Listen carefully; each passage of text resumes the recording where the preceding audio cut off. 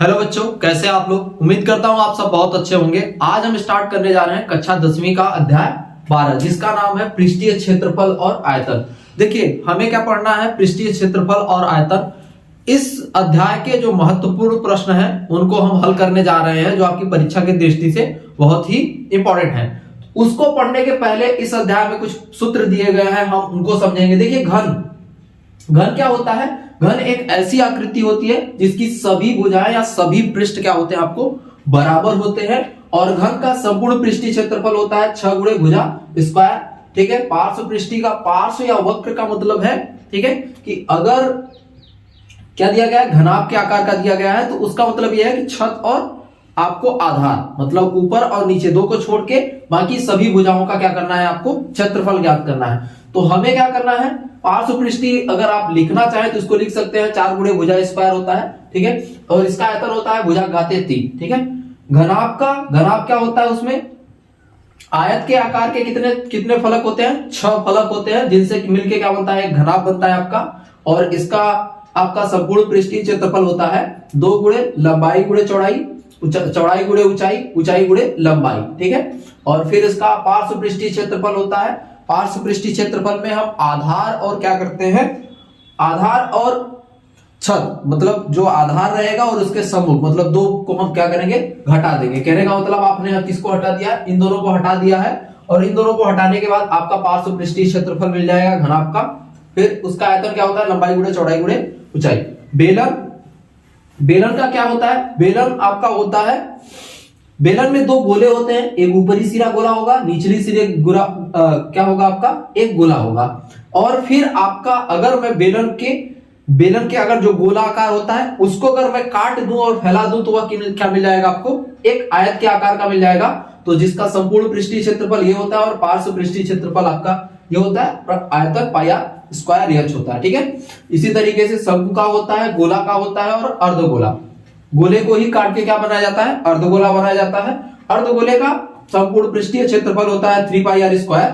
और पार्श्व पृष्ठीय या वक्र पृष्ठीय क्या होता है, 2 पाई आर स्क्वायर होता है। और आयतन होता है 2/3 पाई आर क्यूब, ठीक है। और इन सूत्रों में हमने जहां यल यूज किया उसका मतलब लंबाई है, बी जहां यूज किया उसका चौड़ाई, एच जहां यूज किया उसका ऊंचाई, और यल क्या है उसकी तिर्यक ऊंचाई, और आर क्या है, वृत्त की त्रिज्या होगी, ठीक है।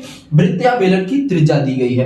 तो ये है आपका इस अध्याय के जो महत्वपूर्ण सूत्र है, जिन सूत्रों का प्रयोग करके हम इस अध्याय के सभी प्रश्नों को क्या करेंगे, हल करेंगे, ठीक है। तो इसका आप स्क्रीनशॉट ले लीजिए, आपको जरूरत पड़ेगी और याद करने के लिए आपको ये काम आएगा, ठीक है। तो चलिए हम स्टार्ट करते हैं इस अध्याय के प्रश्नों को। देखिए, हम प्रश्न स्टार्ट करने जा रहे हैं। अभी हम क्षेत्रफल ज्ञात करने वाले प्रश्नों को हल करेंगे और फिर उसके बाद हम ऐसे प्रश्नों को हल करेंगे जिनका क्या ज्ञात करना रहेगा, हमें आयतन ज्ञात करना रहेगा। तो चलिए देखिए, पहला प्रश्न क्या दिया गया है, कोई बर्तन क्या है, एक खोखले अर्धगोले के आकार का है। एक बर्तन दिया गया है जो क्या है, खोखले अर्धगोले के आकार का है, जिसके ऊपर एक खोखला बेलन क्या किया गया है, अध्यारोपित किया गया है। अध्यारोपित का मतलब है कि उसके ऊपर रखा गया है, ठीक है। एक खोखला बेलन हो गया है, एक खोखला गोला हो गया है, और उसके ऊपर एक खोखला क्या है आपका बेलन, जो उसके ऊपर क्या किया गया है, रखा गया है। और फिर बताया गया है कि अर्धगोले का व्यास 14 सेंटीमीटर है और बर्तन की कुल ऊंचाई, मतलब जो बर्तन इस तरीके से बनेगा उसकी कुल ऊंचाई कितना दी गई है, 13 सेंटीमीटर। तो इस बर्तन का आंतरिक पृष्ठीय क्षेत्रफल आपको क्या करना है, ज्ञात करना है, ठीक है। देखिए, हमें इन प्रश्नों को हल करने के लिए सबसे पहले एक जरूरी काम यह करना पड़ेगा कि जो प्रश्न कह रहा है, प्रश्न के हिसाब से, प्रश्न के अनुसार हमें उसकी आकृति बना लेनी है। क्योंकि बिना आकृति बनाए प्रश्न को हल करेंगे तो थोड़ा सा आप क्या हो सकते हैं, कंफ्यूज हो सकते हैं। लेकिन अगर आप आकृति बना लेंगे तो इस प्रश्न को हल करने में आपको प्रॉब्लम नहीं होगी। चलिए, प्रश्न जो कह रहा है उसके हिसाब से हम पहले आकृति बनाते हैं और उसके बाद प्रश्न को क्या करते हैं, हल करते हैं। क्या बोला गया है कि कोई बर्तन एक खोखले अर्धगोले के आकार का है। तो पहली बात तो हमें क्या दिया गया है कि एक जो बर्तन है वह क्या है, अर्धगोला के आकार का है, ठीक है। फिर उसके बाद क्या बोला गया है, इसके ऊपर एक खोखला बेलन क्या किया गया, अध्यारोपित किया गया है। तो पहले हम खोखले गोलन को ही गोले को पूरा क्या करते हैं, कंप्लीट करते हैं। और फिर इसके बाद यह बताया गया है कि इसके ऊपर क्या किया गया है, एक बेलन अध्यारोपित किया गया है। तो बेलन हमने क्या किया है, अध्यारोपित कर दिया इसके ऊपर। ठीक है, ये आपका क्या हो गया, आकृति बन गई। अब इसमें बोला गया है कि हमें क्या करना है, यहां बताया गया है कि अर्धगोले का व्यास कितना है, 14 सेंटीमीटर। कहने का मतलब यहां से यहां तक की कुल दूरी, यहां से यहां तक की कुल दूरी कितनी बताई गई है आपको, 14 सेंटीमीटर। और इसकी ऊंचाई, कहने का मतलब यहां से यहां तक की क्या बोला गया है, बर्तन की कुल ऊंचाई, मतलब ये जो बर्तन बन रहा है उसकी कुल ऊंचाई कितनी दी गई है आपको, 13 सेंटीमीटर बताई गई है। तो इस बर्तन का आंतरिक पृष्ठीय क्षेत्रफल ज्ञात करना है। कहने का मतलब ये यहां वाले भाग का क्या करना है, पूरा क्षेत्रफल आपको ज्ञात करना है। तो चलिए लिखते हैं, किस तरीके से लिखेंगे, हल। ठीक है, जो दिया गया है पहले हम क्या करेंगे, उसको लिख लेंगे। क्या क्या दिया गया है आपको, अर्धगोले का व्यास दिया गया, उसको लिखते हैं। दिया है अर्धगोले का व्यास कितना है, 14 सेंटीमीटर। तो अर्धगोले की त्रिज्या, अर्धगोले की त्रिज्या बोलूं या बेलन की त्रिज्या, दोनों एक ही होगी। ठीक है, तो हम क्या करेंगे, अर्धगोले की त्रिज्या लिखेंगे।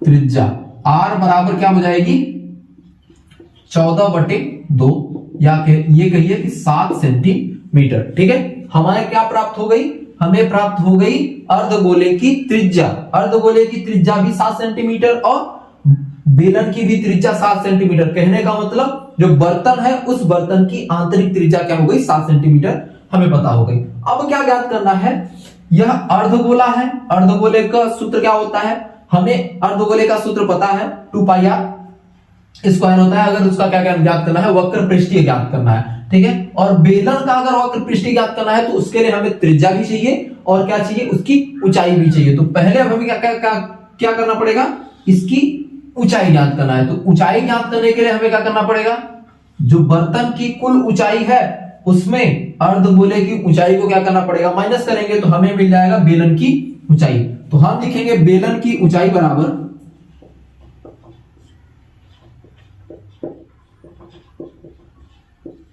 h बराबर क्या हो जाएगा, बर्तन की कुल ऊंचाई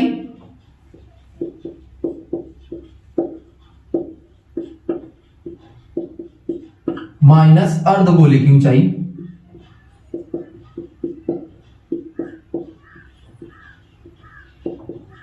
ठीक है, तो बर्तन की ऊंचाई कितनी दी गई है आपको, 13 सेंटीमीटर, 13 सेंटीमीटर लिख देंगे, माइनस अर्धगोले की ऊंचाई। देखिए अर्धगोले की ऊंचाई हम समझते हैं क्या है, देखिए जो त्रिज्या दी गई है, त्रिज्या हमने कितना निकाला है अर्धगोले की, 7 सेंटीमीटर। तो 7 सेंटीमीटर यहां होगा, और यहां से अगर मैं यहां की बात करूं तो ये भी कितना होगा आपका, 7 सेंटीमीटर होगा, क्योंकि अर्धगोले की त्रिज्या क्या होगी, सभी जगह बराबर होगी। तो यहां भी इसकी त्रिज्या आएगी, यहां भी त्रिज्या आएगी, यहां भी त्रिज्या आएगी, तो सब उसकी त्रिज्या होगी। और अर्धगोले में त्रिज्या और ऊंचाई दोनों क्या होती हैं, बराबर होती हैं। तो इसकी अर्धगोले की ऊंचाई कितनी होगी, 7 सेंटीमीटर। तो यह कितना हो जाएगा, हमें 6 सेंटीमीटर मिलेगा। जो बेलन की ऊंचाई हमें प्राप्त हुई वो कितनी प्राप्त हुई, 6 सेंटीमीटर। तो अब हमें इस आकृति या यह इस बर्तन का क्षेत्रफल ज्ञात करने के लिए, आंतरिक क्षेत्रफल ज्ञात करने के लिए जिन चीजों की आवश्यकता थी वह सारी चीजें हमें मिल गई हैं। तो चलिए अब ज्ञात करते हैं, किस तरीके से ज्ञात किया जाएगा देखते हैं।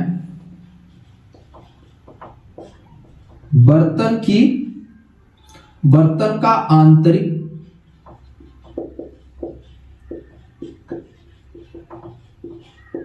पृष्ठीय क्षेत्रफल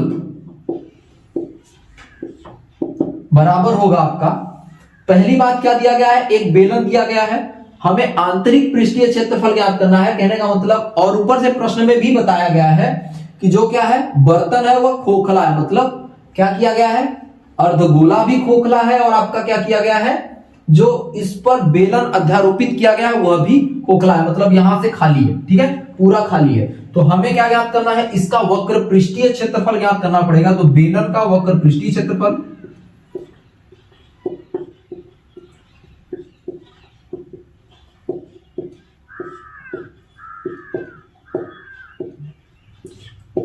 प्लस बेलन हो गया, फिर उसके बाद एक आकृति और है, वह किस आकार की है?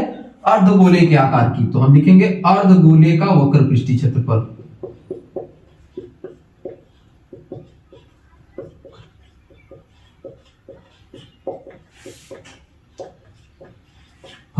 ठीक है, इन दोनों को अगर जोड़ दिया जाए तो इस बर्तन का हमें आंतरिक पृष्ठीय क्षेत्रफल प्राप्त हो जाएगा। देखिए बर्तन का वक्र पृष्ठीय क्षेत्रफल क्या होता है हमारा? 2 पाई आर एच,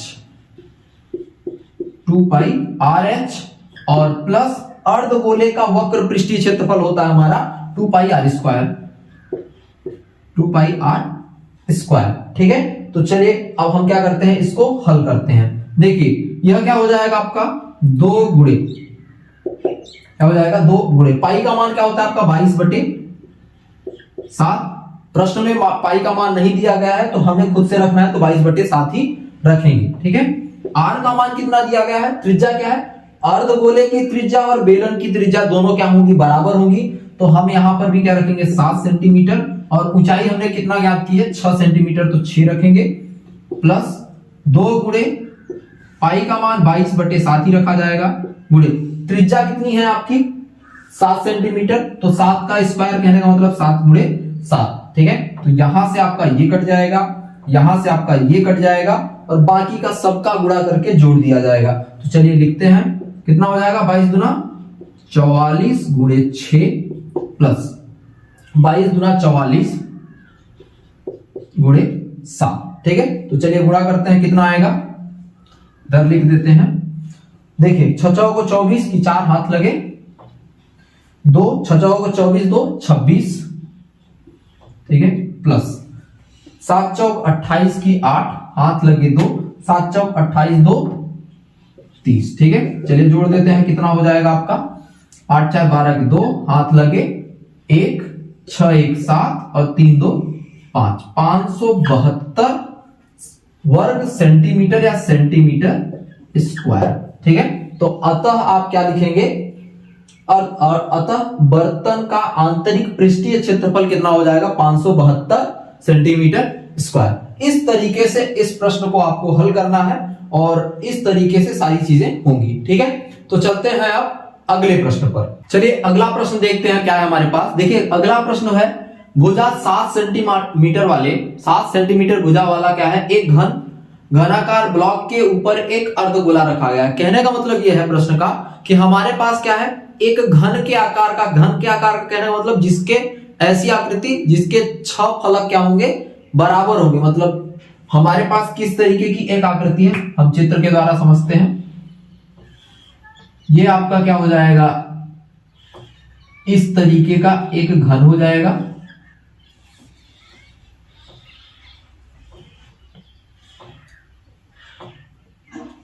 ठीक है, एक हमने क्या बना दिया, घन बना दिया।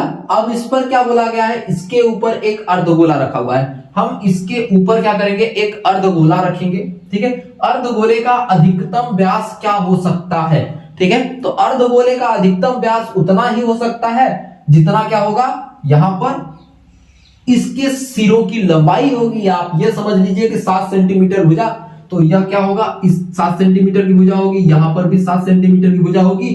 तो 7 सेंटीमीटर भुजा वाले घन के ऊपर जब कोई अर्धगोला रखा जाएगा तो उसका भी व्यास क्या होगा, 7 सेंटीमीटर का ही होगा। तो यहां पर अर्धगोले का अधिकतम व्यास क्या हो सकता है, अर्धगोले का अधिकतम व्यास क्या हो सकता है, 7 सेंटीमीटर हो सकता है। हमारा ये उत्तर हो जाएगा। इस प्रकार बने ठोस का पृष्ठीय क्षेत्रफल ज्ञात करना है। तो चलिए इसके ऊपर हम क्या बनाते हैं, एक अर्धगोला पहले बना लेते हैं।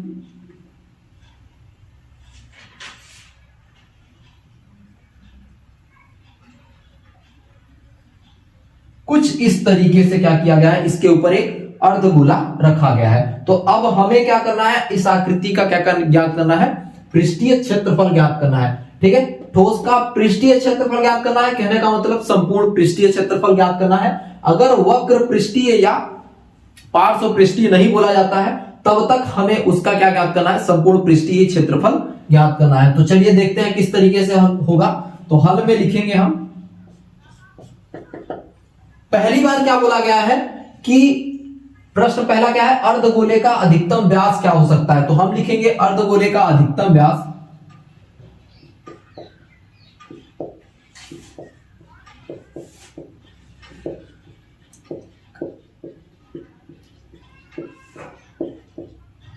7 सेंटीमीटर होगा। ठीक है, तो त्रिज्या कितनी हो जाएगी? त्रिज्या हमारी हो जाएगी 7/2 सेंटीमीटर। जो व्यास होता है, व्यास का आधा क्या हो जाएगी? त्रिज्या हो जाएगी। तो अर्धगोले की हमें क्या मिल गई? त्रिज्या कितनी? 7 सेंटीमीटर। त्रिज्या को हम आर से लिखते हैं, तो हमने आर लिख दिया। अब उसके बाद क्या बोला गया है कि इसका क्या ज्ञात करना है हमें? इस प्रकार बने ठोस का पृष्ठीय क्षेत्रफल ज्ञात करना है। तो हम लिखेंगे ठोस का पृष्ठीय क्षेत्रफल बराबर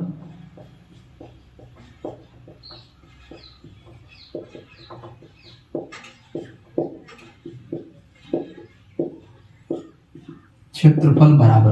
देखिए, थोड़ा समझना पड़ेगा कि प्रश्न में क्या बोला गया है। हमें क्या बोला गया है? ठोस का पृष्ठीय क्षेत्रफल बोला गया है। तो देखिए, हमें कितनी आकृतियों का क्या ज्ञात करना है? इन आकृतियों में से कैसे हम इसका पृष्ठीय क्षेत्रफल ज्ञात करेंगे।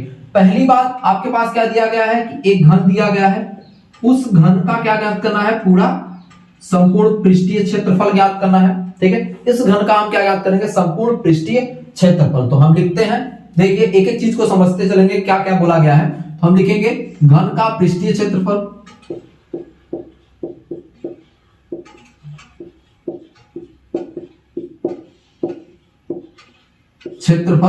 ठीक है, प्लस पृष्ठीय क्षेत्रफल या संपूर्ण पृष्ठीय क्षेत्रफल, बात वही होती है।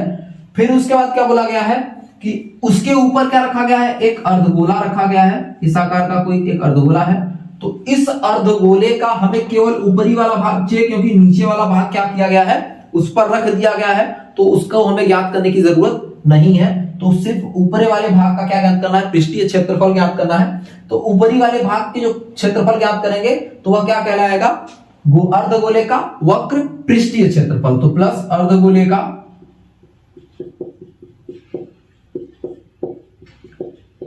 वक्र पृष्ठीय क्षेत्रफल। ठीक है, अब एक चीज और ध्यान दीजिए कि जिस फलक पर, ठीक है, एक फलक है, ऊपरी वाला फलक है, इस पर क्या किया गया है? एक अर्धगोला रखा गया है। ठीक है, तो इस ऊपरी वाले फलक में हमें तो सिर्फ इसी भाग का क्या ज्ञात करना है? क्षेत्रफल ज्ञात करना है, क्योंकि इस पर जो जिस पर रखा गया है अंदर वाले भाग का तो हमें नहीं चाहिए। तो हम क्या करेंगे? माइनस कर देंगे। कितना?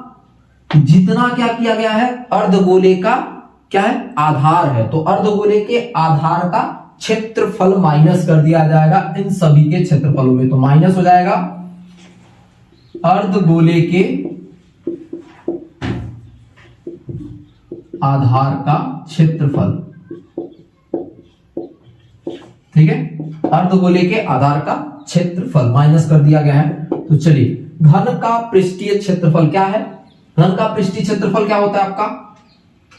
6 गुणे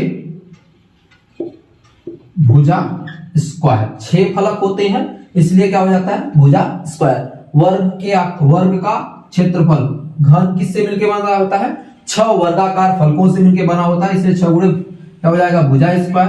प्लस अर्धगोले का वक्र पृष्ठीय क्षेत्रफल होता है। इसके पहले वाले प्रश्न में भी जरूरत पड़ी थी, तो 2πr स्क्वायर। और अर्धगोले के आधार का पृष्ठीय क्षेत्रफल, कहने का मतलब अर्धगोले का जो आधार होगा वह किस आकार का होगा? आपका एक गोला का आकार का होगा। तो गोले का क्षेत्रफल क्या होता है? πr square. ठीक है, तो इस तरीके से आपको करना है। और अब क्या करिए? सभी का मान रखते चलिए। तो 6 गुणे भुजा का मान कितना दिया गया आपको? 7 सेंटीमीटर, तो 7 का स्क्वायर, प्लस 2 गुणे पाई का मान क्या दिया गया है? होता है 22/7। दिया नहीं गया है तो हमें क्या रखना है?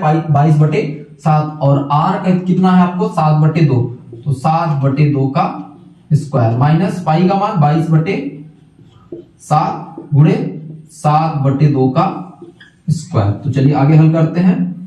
6 गुणे 7 सते 49 हो जाएगा आपका, प्लस 2 गुणे 22/7 गुणे कितना हो जाएगा आपका? 7/2 गुणे 7/2। इससे ये कट जाएगा, इससे 11 कट जाएगा और इससे एक 7 कट जाएगा। ठीक है, माइनस 22/7 गुणे 7 गुणे 7/2 गुणे बटे में 2 हो जाएगा। ठीक है, तो यह इससे कट जाएगा, तो यह कितना हो जाएगा आपका?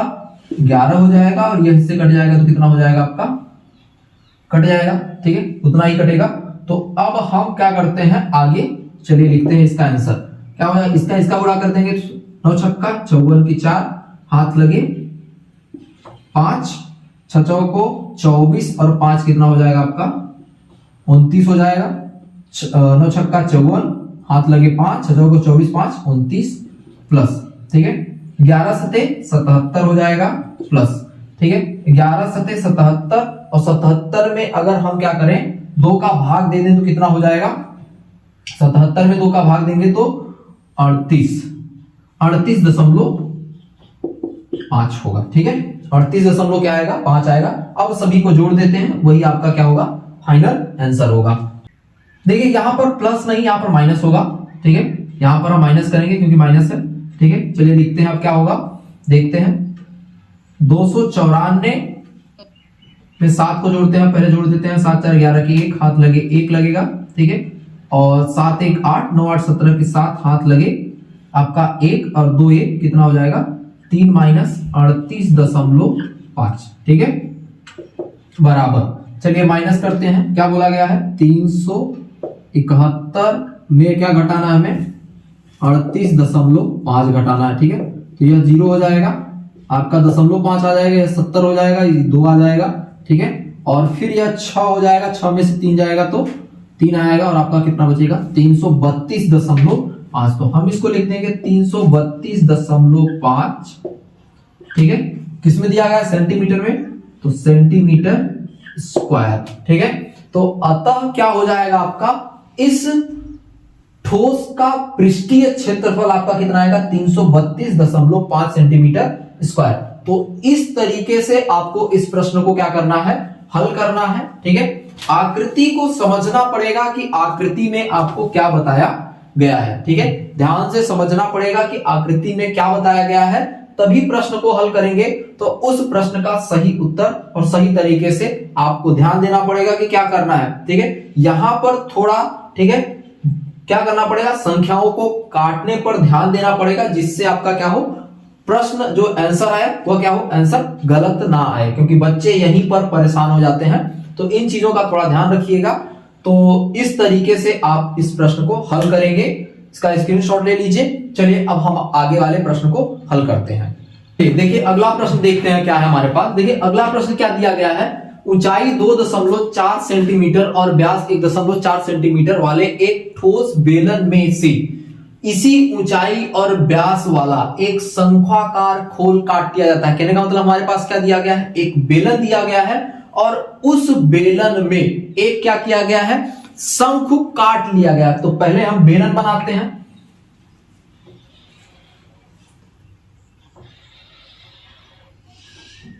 ठीक है, यह आपका क्या हो गया, एक बेलन हो गया।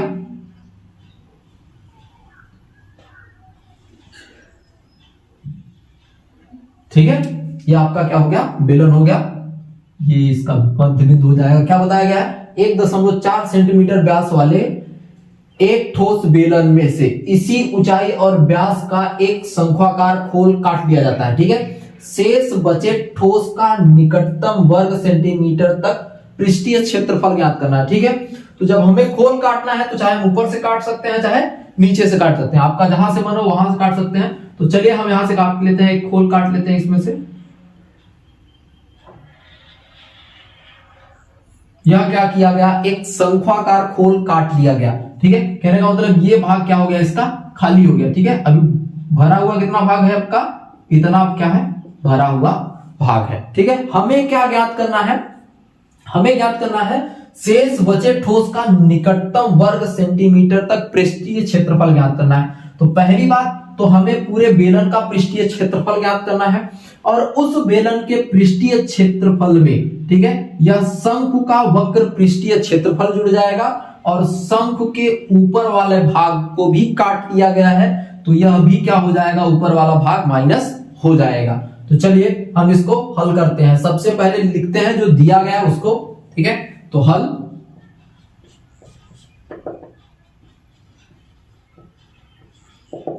दिया है, क्या दिया गया है, ऊंचाई 2.4 सेंटीमीटर। तो किसकी ऊंचाई दी गई है, बेलन की दी गई। बेलन की भी ऊंचाई वही है और शंकु की भी ऊंचाई वही है। तो चलिए लिखते हैं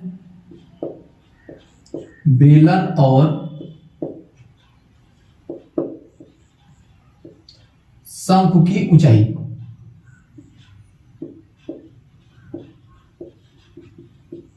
कितनी है? 2.4 सेंटीमीटर। ठीक है, फिर उसके बाद व्यास दिया गया है 1.4 सेंटीमीटर, तो त्रिज्या आपकी कितनी हो जाएगी? 0.7 सेंटीमीटर। ठीक है, ऊंचाई h है और त्रिज्या क्या है आपकी? r। दोनों की ऊंचाई और त्रिज्या समान है, तो आपने क्या किया है? दोनों की ऊंचाई और त्रिज्या लिख लिए है, कोई दिक्कत नहीं है। बेलन और शंकु की ऊंचाई और बेलन और शंकु की त्रिज्या भी आपको प्राप्त हो गई। ठीक है, अब हमें क्या ज्ञात करना है? शेष बचे ठोस का निकटतम वर्ग सेंटीमीटर में क्या ज्ञात करना है? हमें पृष्ठीय क्षेत्रफल ज्ञात करना है। तो उसके लिए हमें क्या करना पड़ेगा? पहले बेलन का संपूर्ण पृष्ठीय क्षेत्रफल निकालना पड़ेगा, फिर उसके बाद क्या करना है? शंकु का वक्र पृष्ठीय क्षेत्रफल निकालना पड़ेगा। तो बेलन का संपूर्ण पृष्ठीय क्षेत्रफल क्या होता है आपका? 2 पाई r प्लस h, और शंकु का वक्र पृष्ठीय क्षेत्रफल होता है आपका पाई r l। ठीक है, तो l का मतलब होता है तिर्यक ऊंचाई। कहने का मतलब ये यहां से यहां तक वाली तिर्यक ऊंचाई। तो हम कैसे निकालेंगे? यह क्या हो जाएगी? इसकी संपूर्ण ऊंचाई हो जाएगी। ठीक है, और हमें क्या करना है? यहां पर एक पाइथागोरस प्रमेय लगाना है। क्या होता है? शंकु की 3 भुजाओं में कौन कौन सी? एक ऊंचाई होती है और एक आपकी होती है त्रिज्या होती है, और उसके बाद एक तिर्यक ऊंचाई होती है, उनमें संबंध होता है। तो हम लिखेंगे क्योंकि शंकु में क्या होता है? l स्क्वायर बराबर होता है r square plus h square. l क्या बताता है? शंकु की तिर्यक ऊंचाई बताता है, r शंकु की त्रिज्या बताता है, h क्या बताता है? शंकु की ऊंचाई बताता है। तो हमें क्या चाहिए? शंकु का वक्र पृष्ठीय क्षेत्रफल होता है आपका पाई r l, तो उसके लिए हमें l की जरूरत पड़ेगी। तो l किस तरीके से निकाला जाएगा आपका? यहां से इस सूत्र की सहायता से ही निकलेगा। तो हम लिखेंगे l स्क्वायर बराबर r कितना दिया गया है आपको? त्रिज्या 0.7 का स्क्वायर प्लस h कितना है आपका? 2.4 का स्क्वायर। तो यह कितना हो जाएगा? l स्क्वायर बराबर आपका हो जाएगा 749। ठीक है, 0.49 प्लस यह हो जाएगा आपका 24 का वर्ग कितना होता है? 576, तो 5.76। ठीक है, और इसको हम जोड़ देंगे तो यह हो जाएगा 625, 6.25 l स्क्वायर। तो l बराबर आपका हो जाएगा अंडर रूट, या फिर हम अंडर रूट को यहीं पर करते हैं जिससे थोड़ी सी जगह कम हो जाए। ठीक है, और इसका मान आएगा आपका 2.5। ठीक है, तो यह क्या निकल गया आपका? तिर्यक ऊंचाई। किसकी? शंकु की तिर्यक ऊंचाई आपने यहां से निकाल दिया। ठीक है, अब आपको क्या करना है? इस क्या बोलते हैं? इस पूरे जो क्या दिया गया है आपको? आकृति दी गई है। ठीक है, या जो ठोस दिया गया है उस ठोस का हमें क्या निकालना है? संपूर्ण पृष्ठीय क्षेत्रफल निकालना है। तो चलिए निकालते हैं।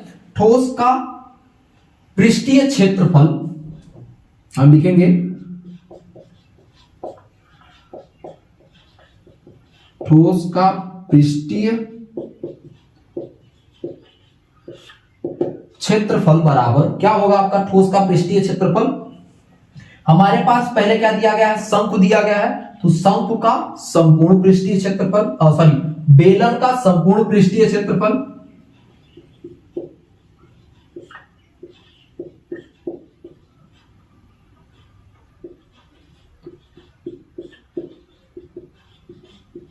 पृष्ठीय क्षेत्रफल प्लस शंकु का वक्र पृष्ठीय क्षेत्रफल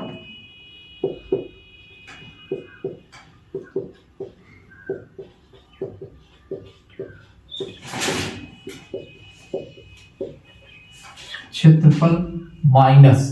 ठीक है, देखिए ध्यान से देखिए, यहां पर क्या दिया गया है? जो आकृति दी गई है वह क्या था? बेलन है, और बेलन में क्या किया गया है? यह शंकु का जो ऊपरी भाग क्या किया गया है? उसमें काट लिया गया है। तो जो ऊपरी भाग है वह किस आकार का है? एक बेलन के आधार का नहीं, सॉरी, शंकु के आधार का क्षेत्रफल, तो हम क्या करेंगे, माइनस शंकु के आधार का क्षेत्रफल, क्या हो जाएगा, शंकु के आधार का क्षेत्रफल।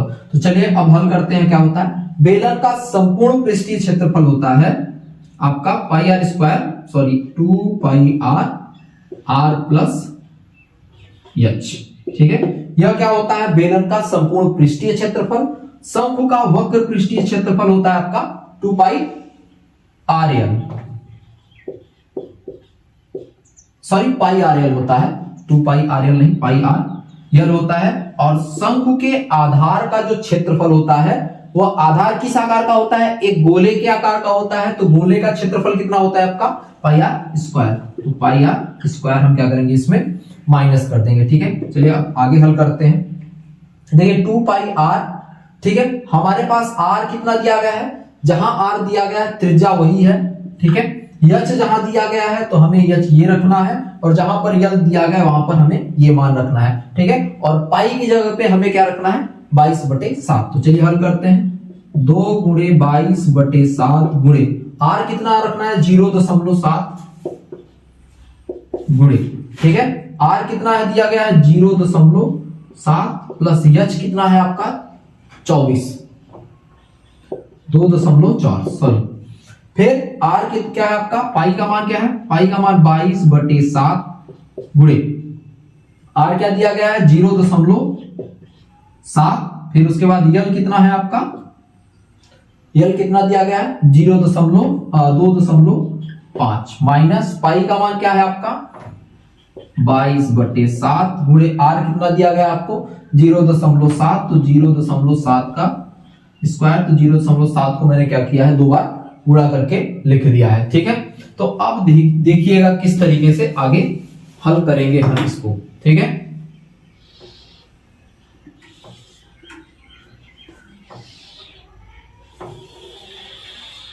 ठीक है, अब देखिए किस तरीके से आगे इसको हल किया जाएगा। देखिए यहां पर क्या होगा, ये कट जाएगा, यह कितना हो जाएगा 0.1। ठीक है, यहां पर भी ये कट जाएगा तो क्या हो जाएगा 0.1। ठीक है, यहां पर भी ये कट जाएगा तो 0.1 हो जाएगा। ठीक है, तो चलिए अब हम लिखते हैं क्या हो जाएगा, 22 दूना 44, 0.1 का गुणा हो जाएगा तो क्या हो जाएगा 4.4। ठीक है, तो यह क्या हो जाएगा आपका 4.4। यहां से मैंने क्या प्राप्त किया 4.4 इतने से। ठीक है, और फिर इन दोनों को हम जोड़ देंगे तो क्या हो जाएगा 7 4 11 की 1। ठीक है, गुणे में हम लिखते हैं 1 आ जाएगा, दशमलव लग जाएगा, और फिर 2 1 3, 3.1। ठीक है, प्लस कितना है 22, तो 22 से कम क्या हो जाएगा 22 हो जाएगा, तो यह आपका हो जाएगा, चलिए 22 में 25 का गुणा कर देते हैं पहले, तो यह हो जाएगा 25 दूना 50 की 0, 25 दूना 50 5 55। ठीक है, एक अंक पे दशमलव यहां, एक अंक पे दशमलव यहां, तो यह क्या हो जाएगा 5.50। ठीक है, फिर माइनस इसमें हम करेंगे 22, इसका इनका गुणा करते हैं तो क्या हो जाएगा 7 1 कम 7, और 22 में 7 का गुणा कर देते हैं तो क्या हो जाएगा 1.54। 1.54। ठीक है, 22 7 154 होता है, 2 अंक पे दशमलव लग जाएगा तो कितना हो जाएगा 1.54। ठीक है, अब इसको चलिए आगे हम हल करते हैं क्या होगा। चलिए पहले इसका गुणा कर लेते हैं, कितना आएगा आपको ये देख लेते हैं। 44 से कम 44 हो जाएगा तो 4, हाथ लगे कितना बचेगा आपके पास 4। ठीक है, और 44 तिहाई, तो 4 तिहाई 12 और 4 तिहाई 12, तो 132 हो जाएगा, और 132 में हम 4 जोड़ेंगे तो कितना हो जाएगा 136, तो 136 कितने अंक पे दशमलव लग जाएगा 2 अंक पे दशमलव लग जाएगा। ठीक है, प्लस इसमें से माइनस कर देते हैं तो कितना हो जाएगा आपका 6 हो जाएगा, 6 में से 4 गया तो कितना बचेगा आपका 10 में से 4 गया तो 6 बचेगा, और उसके बाद यह आपका कितना हो जाएगा 4, तो इससे उधार लेगा तो 14 हो जाएगा, 14 में से 5 गया तो 9 दशमलव, यह कितना हो जाएगा 4 बचेगा, 4 में से 1 गया तो 3.96 होगा। अब इनको हम जोड़ देते हैं तो कितना हो जाएगा 6 4 10 की 0, हाथ लगे 1, 9 6 15 और 1 16 की 6, हाथ लगे कितना बचेगा आपका 1, और 3 3 6 और 1 7 हो जाएगा। यह क्या है आपका 17.6। 17.6 हम इसको लिखेंगे 17.6। किसमें दिया गया है सेंटीमीटर में, तो सेंटीमीटर स्क्वायर। ठीक है, तो यह क्या हुआ आपका ठोस का निकटतम वर्ग सेंटीमीटर में पृष्ठीय क्षेत्रफल। तो हम नीचे लिख देंगे, अतः ठोस का पृष्ठीय क्षेत्रफल कितना है 17.6 सेंटीमीटर स्क्वायर। ठीक है, तो इस तरीके से इस प्रश्न को आपको हल करना था और इसी तरीके से आपको एग्जाम में भी लिखना है। ठीक है, तो चलिए अब चलते हैं हम अगले प्रश्न पर। चलिए देखिए, हम अगला जो प्रश्न स्टार्ट करने जा रहे हैं वह किस पर है, आयतन पर है। और अब आयतन के प्रश्नों को हम हल करेंगे। यह प्रश्न बहुत ही इंपॉर्टेंट है, यह बार बार आपके एग्जाम में पूछा जाता है, तो ध्यान से देखिएगा कि इस प्रश्न को किस तरीके से हल करना है। कुछ भी नहीं है, बहुत ही सरल प्रश्न है, लेकिन थोड़ा सा ध्यान देना पड़ेगा किस तरीके से इसको हल करना है। क्या बोला गया है, एक ठोस अर्धगोले पर खड़े एक शंकु के आकार का है। ठीक है, जिसकी त्रिज्या है 1 सेंटीमीटर तथा शंकु की ऊंचाई उसकी त्रिज्या के क्या है बराबर है। तो चलिए देखते हैं किस तरीके से करेंगे। क्या बोला गया है, अर्धगोले पर खड़ा, मतलब क्या है आपका एक अर्धगोला है। ठीक है, फिर उस पर क्या किया गया है, एक शंकु के आकार का है, मतलब उस पर एक शंकु भी खड़ा हुआ है।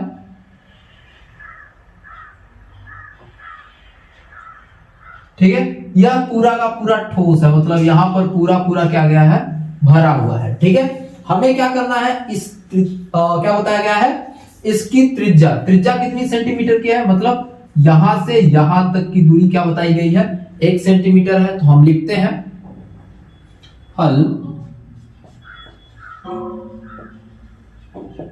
दिया है अर्धगोले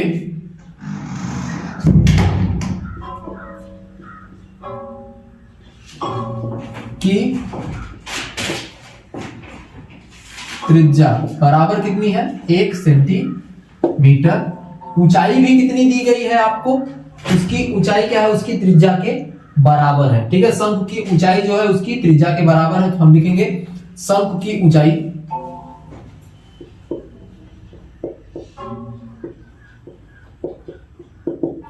1 सेंटीमीटर। ठीक है, यह r हो गया, यह क्या हो गया h हो गया। ठीक है, अब हमें क्या ज्ञात करना है, इसका आयतन ज्ञात करना है। तो ध्यान से देखिएगा आयतन किस तरीके से ज्ञात किया जाएगा।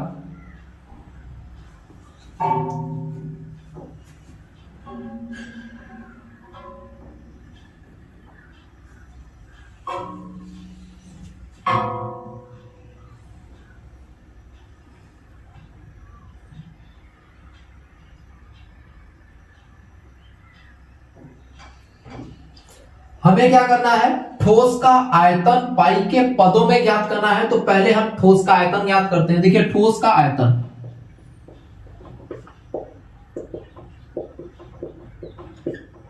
ठोस का आयतन क्या है आपका, ठोस का आयतन क्या होगा, यह अर्धगोला है, तो इस अर्धगोले का आयतन मतलब यहां से यहां तक पूरे नीचे वाले अर्धगोले का आयतन, तो हम लिखेंगे अर्ध गोले का आयतन प्लस यह क्या है आपका एक शंकु है और शंकु के आकार का है, तो हम लिखेंगे शंकु का आयतन प्लस हो जाएगा शंकु का आयतन। ठीक है, अर्धगोले का आयतन क्या होता है 2/3 पाई आर क्यूब, 2/3 क्या होता है पाई आर क्यूब, और शंकु का आयतन होता है 1/3 पाई आर स्क्वायर एच। ठीक है, पाई आर स्क्वायर एच क्या होता है, यह शंकु का आयतन होता है और यह क्या होता है आपका अर्धगोले का आयतन। ठीक है, तो हम देखते हैं यहां से हमें क्या कॉमन मिल जाएगा 1/3। ठीक है, या फिर पाई को हम क्या करते हैं कॉमन ले लेते हैं और बाकी को सबको अंदर रख देते हैं। क्यों, क्योंकि हमें पाई के पदों में लिखना था। तो 2/3 R square R cube sorry plus 1/3 R square H. ठीक है, तो पाई बराबर हो जाएगा, आर का मान कितना दिया गया है 1 दिया गया है और एच का भी मान कितना दिया गया है 1 दिया गया है। तो 2/3 गुणे 1 का क्यूब प्लस 1/3 गुणे 1 का स्क्वायर गुणे 1। ठीक है, क्या हो जाएगा पाई बराबर पाई गुणे क्या हो जाएगा 2/3 ही रहेगा, 1 का गुणा होने का कोई मतलब ही नहीं निकलेगा, और यहां पर भी 1 का गुणा होगा तो कुछ भी उसका मतलब नहीं निकलेगा। 2/3 प्लस 1/3। ठीक है, और आधार इसके समान है, मतलब हर समान है तो अंश भी जुड़ जाएंगे, तो यह हो जाएगा पाई गुणे 3/3 और दोनों कट जाएंगे तो यह क्या मिल जाएगा इसका पाई। ठीक है, तो यह क्या हो गया इसका आंसर हो गया। किस में आएगा सेंटीमीटर में, तो हम इसको लिख देंगे सेंटीमीटर स्क्वायर। तो अतः ठोस का आयतन क्या हो जाएगा पाई सेंटीमीटर स्क्वायर। ठीक है, इस तरीके से इस प्रश्न को हल करना है, बहुत ही आसान है, परीक्षा में बार बार पूछा जाता है, तो ध्यान से लिखिएगा और ध्यान से इसको हल करिएगा। नीचे लिख दीजिएगा अतः ठोस का आयतन पाई सेंटीमीटर स्क्वायर होगा। ठीक है, चलते हैं आप अगले प्रश्न पर। हमारे पास अगला प्रश्न क्या दिया गया है कि एक जूस बेचने वाले अपने ग्राहक को आकृति में दिए गए गिलासों से जूस देता है, मतलब ये आकृति दी गई है, इस आकृति के अनुसार क्या है उसके पास एक ग्लास है, उसमें क्या करता है वो ग्लासों में क्या करता है सभी को जूस देता है। ठीक है, क्या प्रोवाइड करता है जूस प्रोवाइड करता है। बेलनाकार ग्लास का आंतरिक व्यास, मतलब यह जो बात की गई है इसके आंतरिक व्यास की बात की गई है। आंतरिक व्यास कितना है 5 सेंटीमीटर था, परंतु ग्लास के निचले आधार में एक उभरा हुआ अर्धगोला है, मतलब यहां पर बताया गया है कि निचला जो तल है उसमें क्या दिया गया है एक अर्धगोला बना हुआ है। ठीक है, मतलब ग्लास के ऊपर एक ऐसी आकृति बनी हुई है किस आकार की गोले के आकार की, अर्धगोले के आकार की, जिससे ग्लास की धारिता कम हो जाती है। धारिता कम हो जाती है कहने का मतलब उसमें जूस कम आता है। ठीक है, यहाँ दुकानदार ने थोड़ा सा क्या लगाया अपना दिमाग लगाया है, जिससे देखने में जो ग्लास है उसके अनुसार आपको जब जूस दिया जाए तो उसमें क्या है कम जूस आए। ठीक है, तो आपको बताना है कि यदि ग्लास की ऊंचाई कितनी है 10 सेंटीमीटर, मतलब यहां से यहां तक की बता दी गई ऊंचाई कितनी है 10 सेंटीमीटर थी, तो ग्लास की आभासीय धारिता,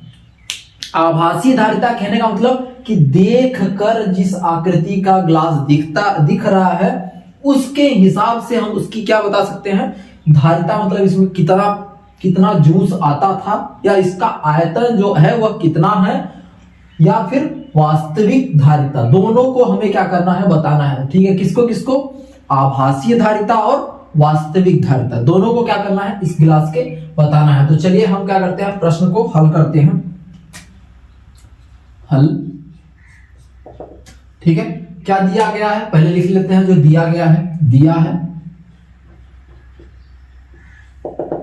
क्या दिया गया है हमें आंतरिक व्यास दिया गया है किसका बेलनाकार ग्लास का, तो लिख लेते हैं बेलन का व्यास।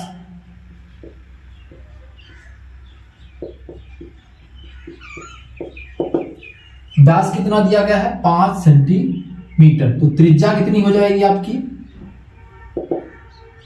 5/2 सेंटीमीटर। ठीक है, जो बेलन की त्रिज्या होगी वही आपके अर्धगोले की भी त्रिज्या होगी, इस चीज का ध्यान रखिए। क्यों, क्योंकि जो यहां पर जितना इसका क्या आएगा व्यास आएगा उतनी ही क्या होगी जो ग्लास का व्यास होगा वही क्या होगा उसका आपके अर्धगोले का भी व्यास होगा। तो अर्धगोले के जब व्यास की हम त्रिज्या निकालेंगे तो जो त्रिज्या बेलन की आएगी वही त्रिज्या क्या होगी अर्धगोले की भी त्रिज्या होगी। ठीक है, त्रिज्या r। अब हमें क्या निकाल दिया गया है ऊंचाई दी गई है, तो बेलन की ऊंचाई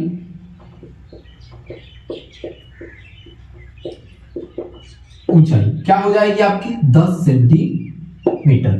ठीक है, ये चीज दिया गया है। हमें क्या करना है यहां पर हम लिखेंगे बेलन का आयतन। ठीक है, बेलन का आयतन मतलब क्या हो जाएगा आभासीय धारिता। ठीक है, तो हम पहले निकालते हैं आभासी धारिता बराबर क्या हो जाएगा बेलन का आयतन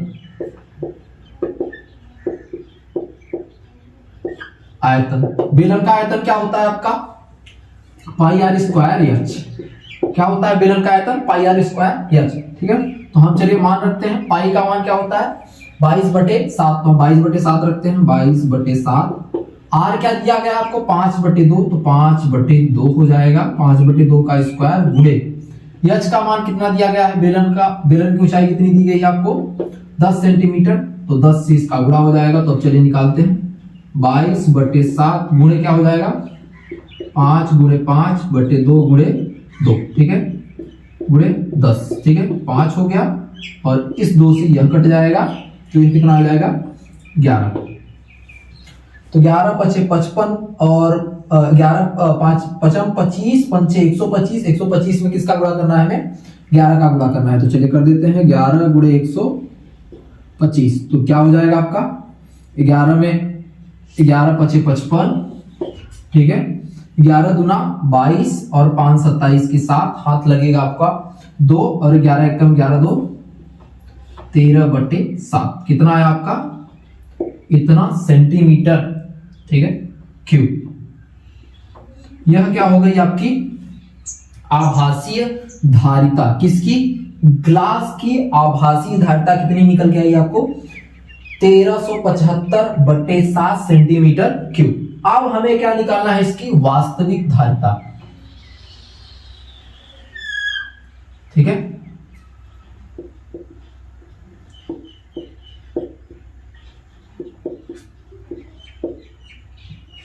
वास्तविक धारिता। वास्तविक धारिता कहने का मतलब कि इसमें कितना आएगा, ठीक है, कितना सामान आएगा, तो वह क्या कहलाएगा वास्तविक धारिता। तो वास्तविक धारिता हम कैसे निकालेंगे, पहले गिलास का जो पूरा का पूरा आयतन मतलब जो दिख रहा था गिलास किस आकार की थी बेलन के आकार की, तो बेलन का आयतन माइनस कर दिया जाएगा अर्धगोले का आयतन। तो चलिए हम हल करते हैं, क्या होगा आपका वास्तविक धारिता बराबर बेलन का आयतन माइनस क्या हो जाएगा अर्धगोले का आयतन।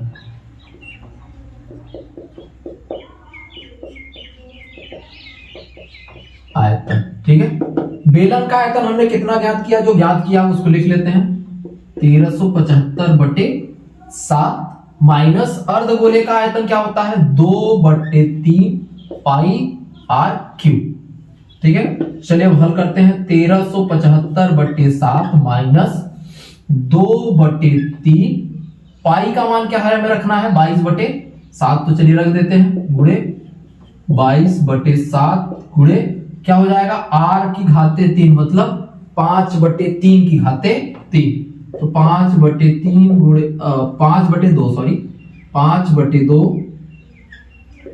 5/2, ठीक है। चलिए हल करते हैं, क्या आ जाएगा 1375/7, ठीक है, या फिर हम एक काम करते हैं 1/7 कॉमन ले लेते हैं, ठीक है, बचेगा आपका 1375 माइनस यहां पे कितना हो जाएगा 25 125 में हमने 22 का जब सॉरी 125 में हमने किसका गुणा किया था 22 का कर लेते हैं, तो 125 में चलिए गुणा करते हैं 22 दूना 44 का 22 दूना 44 हो जाएगा और 125 इसको काट देते हैं, यह कट जाएगा और कट जाएगा आपका सॉरी और कट जाएगा, तो कितना कटेगा तो कितना आएगा 11 आएगा, ठीक है। तो 11 में हमने 125 का गुणा किया था तो 1375 आया था, माइनस हो जाएगा आपका, ठीक है, 3 दूना बटे में क्या आएगा 6 आएगा, यह आपका माइनस हो जाएगा, ठीक है। 1/7 हमने कॉमन ले लिया, यहां पर था तो हमने 1/7 कॉमन ले लिया, फिर उसके बाद क्या बचा 1375 यहां पर आया ये बचा, फिर उसके बाद माइनस 2 से 2 कट गया 11 दूना 22 हो गया, ठीक है, बटे में कितना बचा 3 और 2 तो 3 दूना 6 आ गया, और हमने 5 3 15 125 क्या किया था हमने 125 को 11 से गुणा किया था तो 1375 आया, तो यहां भी क्या आ गया आपका 1375, तो 1375 को भी हम कॉमन ले लेते हैं, तो 1375/7 गुणे क्या हो जाएगा 1/6 बचेगा, 1 माइनस 1/6, तो चलिए इसको हल करते हैं, क्या हो जाएगा 1375 गुणे 7 क्या हो जाएगा यह 6 हो जाएगा, 6 एकम 6 में से 1 चला जाएगा तो 5/6, ठीक है, ये आपका आंसर आएगा। तो तो अब इसको हम क्या करते हैं, गुणा करके लिख लेते हैं, कितना आएगा। देखिए कट जाएगा क्या, 6 है या 3 से कटेगा, 3 3 1 4, 7 4 11 और 5 11 5 16, 3 से नहीं कटेगा, तो चलिए सबका गुणा कर देते हैं, कोई दिक्कत नहीं है। 13 75 गुणे 5, 55 25 की 5, हाथ लगे 2, 5 35 2 37, 5 3 15 और 3 18 और 5 1 5 और 1 6।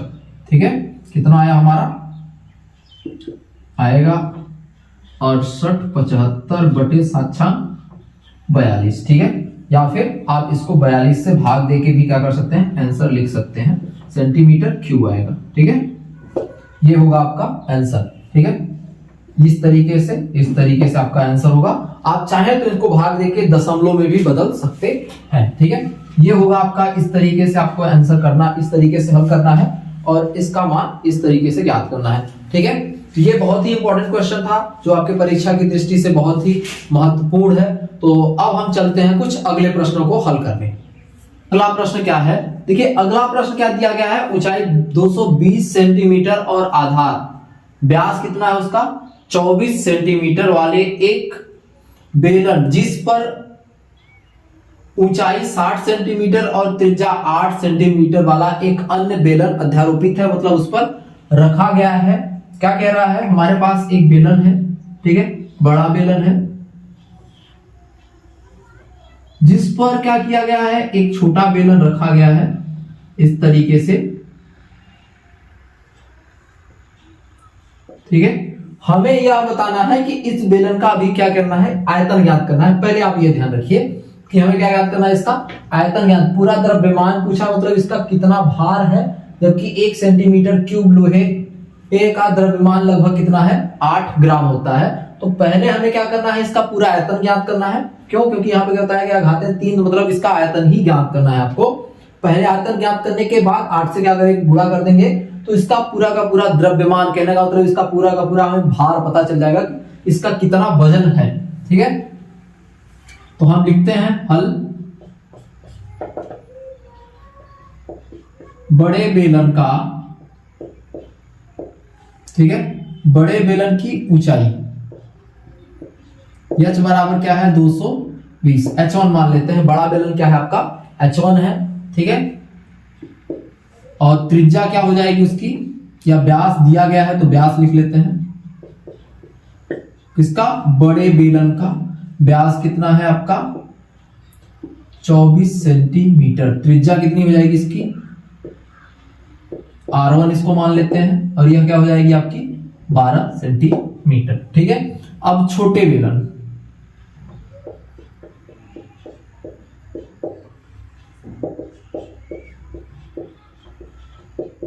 ऊंचाई H2 कितनी है आपकी 60 सेंटीमीटर, और उसकी त्रिज्या कितनी दी गई है आपको,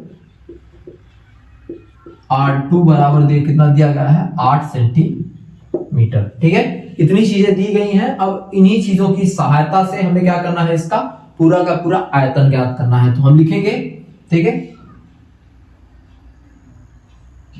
पूरी आकृति का, या आप ये बोल दो कि ठोस का आयतन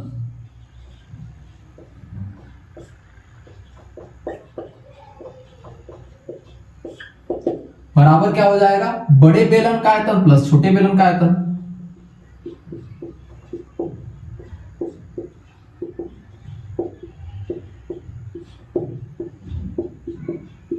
छोटे बेलन का आयतन, बेलन का आयतन क्या होता है, पाई आर स्क्वायर एच।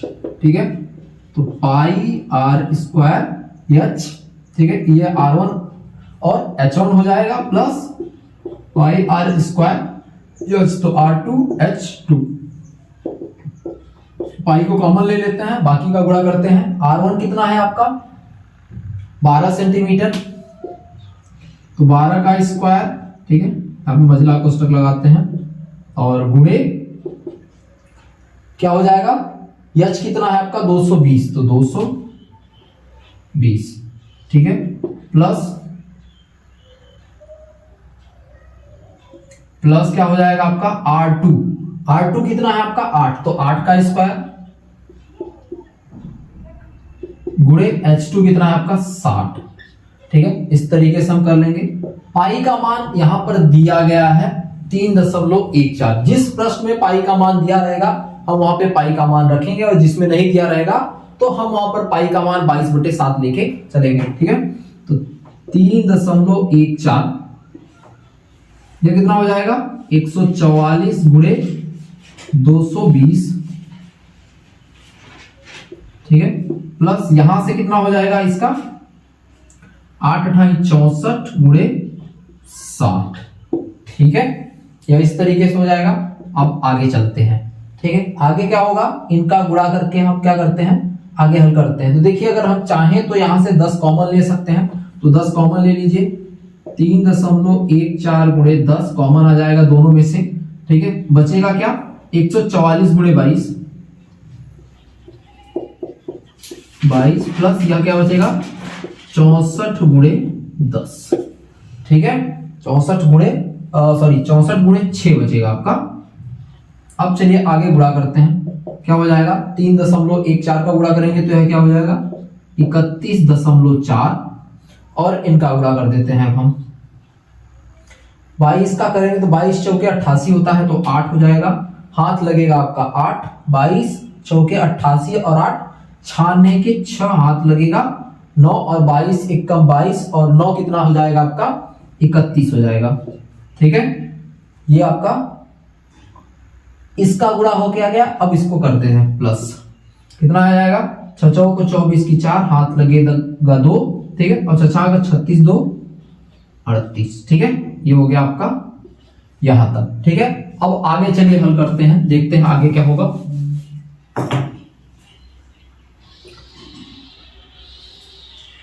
देखिए आगे क्या करेंगे, हम क्या करेंगे 3.31.4 का गुणा कर देंगे, इन दोनों को जोड़ देते हैं। 8 4 12 हो जाएगा, हाथ लगेगा 1।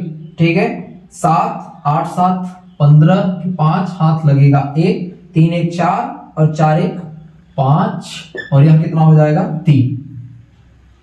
ठीक है, 35 35 52। ठीक है, 35 52 का हम गुणा करेंगे किससे 31 4 से। तो चलिए गुणा करते हैं, कितना आएगा 35 5 5 2 गुणे 3 1 4। ठीक है, 4 दूना 8, 4 पंचे 20 की 0, हाथ लगेगा 2, 4 पंचे 20 2 22, हाथ लगेगा आपका कितना 2, और 4 3 12 2 12 2 14। ठीक है, 2 5 5 3। ठीक है, फिर उसके 3 दूना 6, 3 5 15, 3 5 15 1 16, 3 तिकाई 9 1 10, कितना आ जाएगा 8 2 और 6 5 11 2 13 3 हाथ लगेगा 1, 5 5 10, 5 3 15 5 हाथ लगेगा 1। ठीक है, 3 1 4 और 6 4 10 और 1 11। ठीक है, और यहां पर क्या आएगा 1, यहां पर भी आएगा 1। तो इसका आंसर कितना है आपका 1 1 1। ठीक है, 8 5। ठीक है, 3 2 8। ठीक है, एक अंक पे दशमलव लग जाएगा, क्योंकि क्या है एक अंक पे दशमलव लगा हुआ है। ठीक है, तो ये आपका क्या आया आंसर आया। लेकिन अभी आंसर नहीं आया है, यह क्या आया आपका आयतन, ठोस का आयतन आया है। ठीक है, ठोस का आयतन किस में आया है सेंटीमीटर क्यूब में। ठीक है, चूंकि हम लिखेंगे क्या दिया गया है, चूंकि 1 सेंटीमीटर क्यूब लोहे का द्रव्यमान मान बराबर कितना है 8 ग्राम। ठीक है, तो हम इसका निकालते हैं 11 5 3 2.8 सेंटीमीटर क्यूब लोहे का द्रव्यमान बराबर क्या हो जाएगा, इसके साथ 8 का गुणा हो जाएगा, तो 1 1 1 5 3 2.8 गुणे ठीक है। तो चलिए गुणा कर देते हैं, कितना हो जाएगा 8 × 64 की 4, हाथ लगेगा कितना आपका 6, 8 दूना 16 और 6 22 हो जाएगा, हाथ लगेगा आपका कितना 2, 8 त्रिक 24 और 2 26, हाथ लगेगा 2, 8 पंचे 40 और 2 42, हाथ लगेगा 4 और 8 एक कम 8 4 12 के 2, हाथ लगेगा 1 और 8 एक कम 8 और 1 9 और यह कितना हो जाएगा आपका 8, ठीक है। एक अंक पे दशमलव लगेगा, यह किस में आया है ग्राम में। आप चाहें तो इसको किलोग्राम में भी बदल सकते हैं, कैसे 1000 से भाग देके, तो हम लिखेंगे 8 9 2 2 6 2.4 भागे 1000, यह क्या हो जाएगा केजी। तो हम इसको लिखेंगे 8 9 2.2624, ठीक है, केजी किलोग्राम, ठीक है। तो अतः ठोस का द्रव्यमान क्या होगा 892.2624 किलोग्राम, ठीक है। तो इस तरीके से इस प्रश्न को क्या करना था, आपको हल करना था। आप चाहें तो स्क्रीनशॉट ले सकते हैं और इसी तरीके से आपको क्या करना है, इस प्रश्न को हल करना है। नीचे लिख दीजिएगा अतः ठोस का द्रव्यमान इतना होगा, ठीक है। यह प्रश्न आपका क्या हुआ, खत्म हुआ। मैंने आपके इस अध्याय के सभी महत्वपूर्ण प्रश्नों को सॉल्व कराया है और बाकी जो प्रश्न है तो वह कुछ इन्हीं तरीकों से हल होंगे। तो आप विशेष करके ध्यान से देखिएगा, प्रश्नों को ध्यान से पढ़िएगा कि प्रश्न आखिर कहना क्या चाहता है, उसकी आकृति बनाइएगा और उसके बाद क्या करिएगा, उसको हल करने की कोशिश करिएगा, जिससे इस अध्याय के सभी प्रश्न आपसे बहुत ही आसानी तरीके से हल हो जाए। आपको सिर्फ काम क्या करना है, सूत्र सारे याद करके रखिएगा, क्योंकि मैंने सूत्र का बहुत अच्छे तरीके से एक चार्ट बना के आपको दिया है। अगर आप उस चार्ट को याद रखेंगे तो इस अध्याय के सभी प्रश्न आपसे आसान तरीके से हल हो जाएंगे। उम्मीद करता हूं आपको बहुत सारी चीजें ये समझ में आएंगी जो मेरे द्वारा बताई गई हैं। तो अगर आपको ये अच्छा लगता है तो हमारे चैनल को सब्सक्राइब करिए और हमारे साथ जुड़े रहिए। धन्यवाद।